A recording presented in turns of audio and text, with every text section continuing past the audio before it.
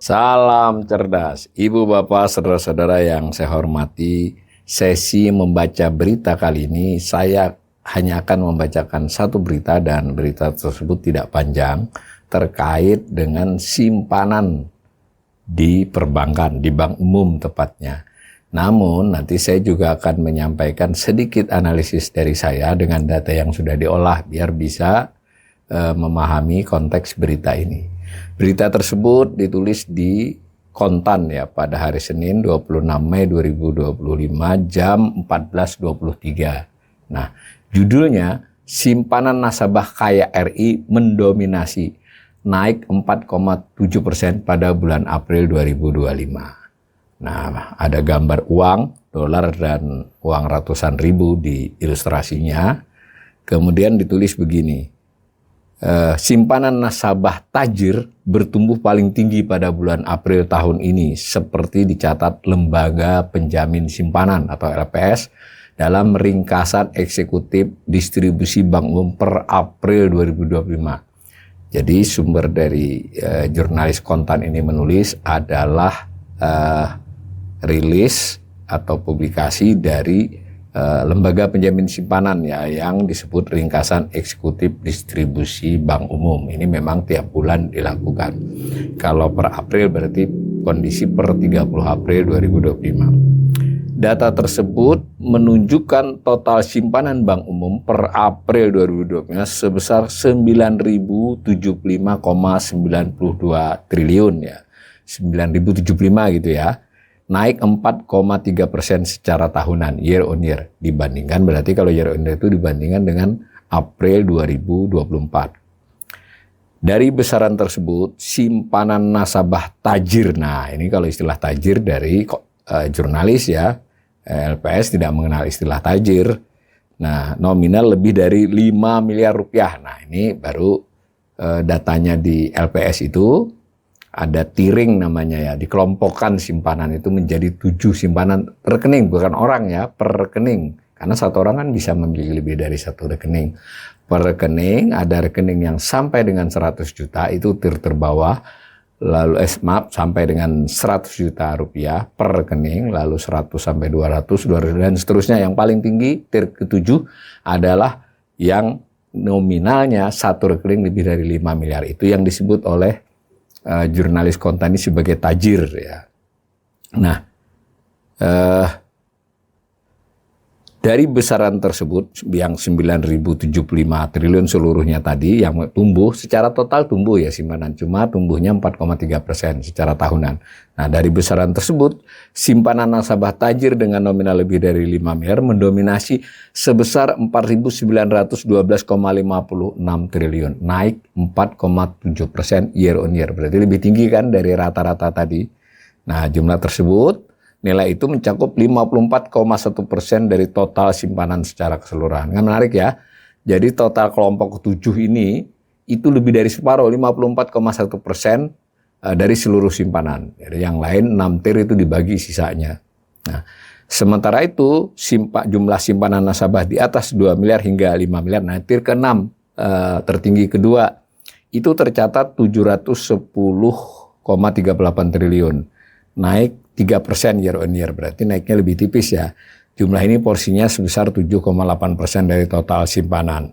Nah, namun bila dilihat dari kepemilikan rekening, kedua kategori nasabah tersebut hanya menyumbang sedikit saja dari total rekening. Nah, ini jurnalis ingin menyampaikan dari sisi nilai 54% dengan 7,8, jadi mencapai sekitar berapa itu 62% dari total, hanya dua kelompok tier ke-6 dan tier ke-7, dua kelompok teratas dari sisi total nilai simpanan nominal. Tetapi kalau jumlah rekeningnya itu justru sedikit, ya masuk akal ya, sedikit tapi isinya besar. Nah, jadi di sini disebutkan oleh Kontan, total rekening itu mencapai 622.141.056 rekening. Saya bulatkan ya, 622 juta rekening. Nah, nasabah dengan tiring simpanan 2 miliar sampai 5 miliar itu hanya 200 22.579 rekening. Nah, ya kan? Jadi kecil, 222.000 dibandingkan 622 juta. Nah, yang di atas 5 miliar lebih sedikit lagi, hanya 144.702 rekening. Ya, jumlah rekeningnya sih naik, ya, tetap, tapi tipis.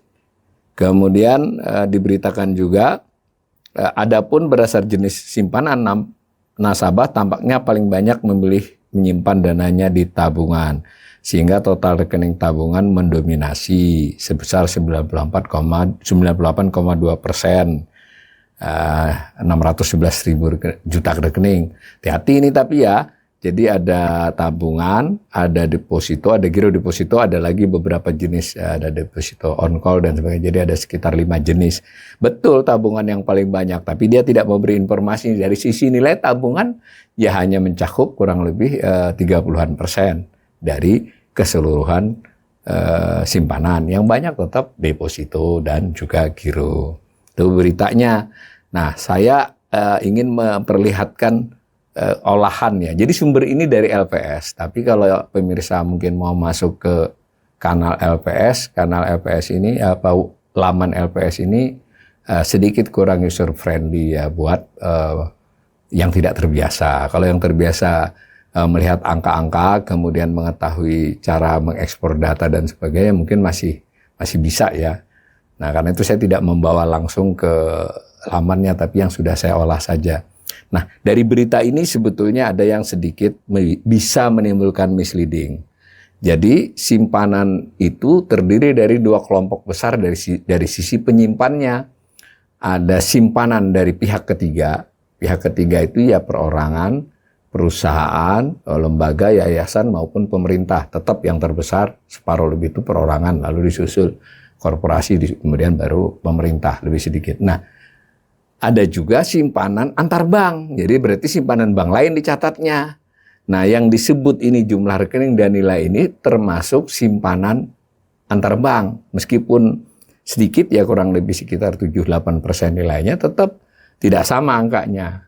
Nah, kalau untuk misalnya menyebut simpanan nasabah tajir, idealnya itu yang dipakai adalah data DPK, dana pihak ketiga atau simpanan masyarakat, bukan simpanan total begini ya. Meskipun selisihnya tidak jauh, tapi untuk kecermatan seandainya misalnya di antara pemirsa ini adalah mereka yang biasa mengolah menjadi tulisan atau bahan kuliah atau bahan mengajar, saya kira berita hanya untuk sebagai pemicu saja, harus masuk ke laman LPS-nya. Nah, saya mengajak dari analisis saya sendiri untuk sementara. Nah, ini slide pertama saya ini menggambarkan 7 tiring tadi, tapi khusus simpanan masyarakat atau dana pihak ketiga, yang perbankan tidak saya ikutkan. Ini totalnya ini simpanannya kurang lebih 9.008 triliun. Yang tadi kan berapa tadi? 9.200 berapa. Jadi ada selisih seratusan lebih, hampir 200 triliun selisihnya. Jadi yang antar bank sekitar 200. Itu tidak dipakai. Yang ini hanya mendistribusikan simpanan masyarakat ya, dana pihak ketiga. Nah, gambar itu sederhana sekali kan. Yang kiri itu adalah nominal yang 100 sampai dengan 100 juta per rekening. Itu jumlahnya kurang lebih berapa itu? 1.099 triliun. 1.099 triliun. Nah, berturut-turut yang 100 sampai 200, 200 sampai dengan 500 sampai dengan berapa itu? 1 miliar ya. 1, kemudian 1 sampai 2, 2 sampai 5, lalu di atas 5. Nah, yang tadi diberitakan yang kanan 2 itu. Tetapi sekali lagi yang tadi itu sedikit menambahkan dengan simpanan antar bank. Ya, ini khusus simpanan masyarakat. Nah, kelihatan kan itu yang, tapi presentasinya hampir sama. 53,97%, 54 kan tadi 54,1. Khusus yang di atas 5 miliar. Itu dulu informasi untuk mengkonfirmasi yang diberitakan kontan tadi. Jadi tidak hanya yang 2, tapi itu berturut-turut itu 7 tiring. Nah, yang kiri, paling kiri adalah yang rekeningnya nominalnya, per nominalnya paling kecil, tapi kan banyak sehingga nilainya segitu. Nah, kemudian yang kedua saya sajikan tadi di berita kurang informatif.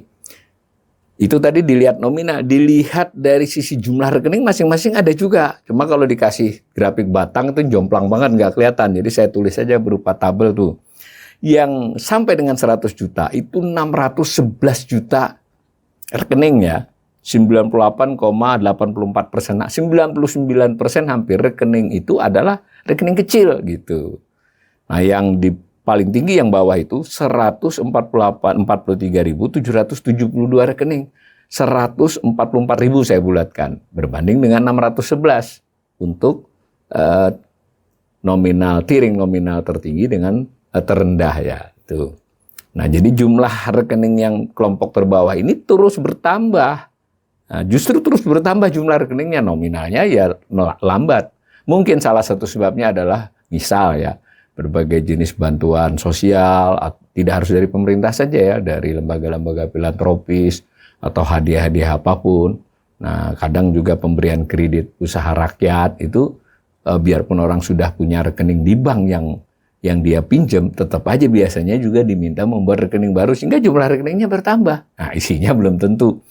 Nah, itu saya screenshotkan yang warna orange itu adalah dari LPS, dari publikasi LPS yang tadi sebagiannya diolah tadi. Nah, kalau yang di orange ini bukan DPK, tapi yang diolah oleh Kontan tadi ya. Kontan kemudian Kompas juga mengutip Kontan juga berita karena satu grup ya.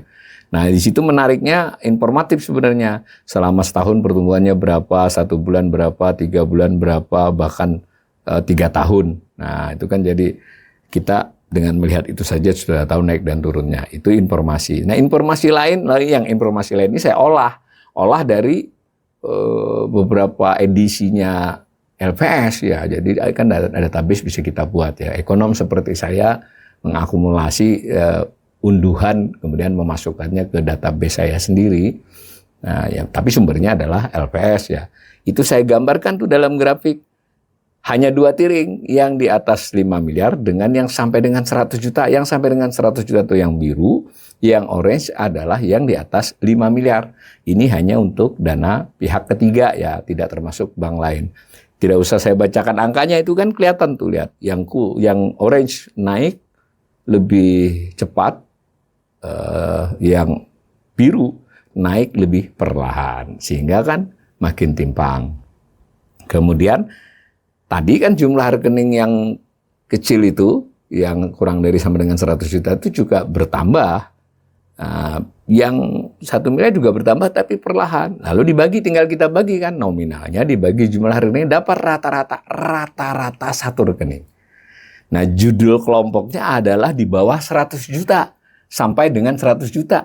Tapi faktanya per April 2025 rata-rata isi rekening hanya 1,79 juta. Tentu ada yang 99 juta, ada yang mungkin 50.000 atau bahkan 0, tapi belum mati rekeningnya, gitu kira-kira ya. Tadi saya sudah katakan salah satu sebabnya banyak rekening itu karena diharuskan membuat untuk keperluan tertentu. Sementara yang di atas 5 miliar itu rata-ratanya bertambah.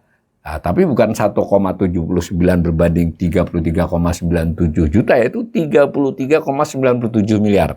Bisa dipahami ya. Rata-rata satu rekening berkelompok di atas 5 miliar, tapi rata-ratanya itu 33,97 miliar. Sementara yang kelompok sampai dengan 100 juta, itu kelompoknya, tapi rata-rata isinya hanya 1,79 juta. Nah, gambarnya lebih ekstrim dari yang nominal tadi. Rata-rata yang orange ini terus mengalami peningkatan, sesekali menurun, tapi secara tren menaik selama beberapa tahun terakhir, itu dari tahun 2014. Sementara yang biru justru makin sedikit. Dulu di Oktober 2014 itu masih 3,83 juta. Kalau kita tarik dulu sempat rata-rata 4-5 juta ya. Nah, ini berarti juga merupakan indikasi ketimpangan aset keuangan. Begitu ya. Mudah-mudahan informasi dari saya mengomentari berita tadi bisa mendorong para pemirsa yang berminat untuk menggali informasi ini lebih jauh. Nanti di lain kesempatan saya akan assessment khusus ini. Dahulu saya sudah assessment beberapa bulan yang lalu, tapi ini data sudah mulai update. Nanti insya Allah akan saya sampaikan assessment yang lebih lengkap terkait ini.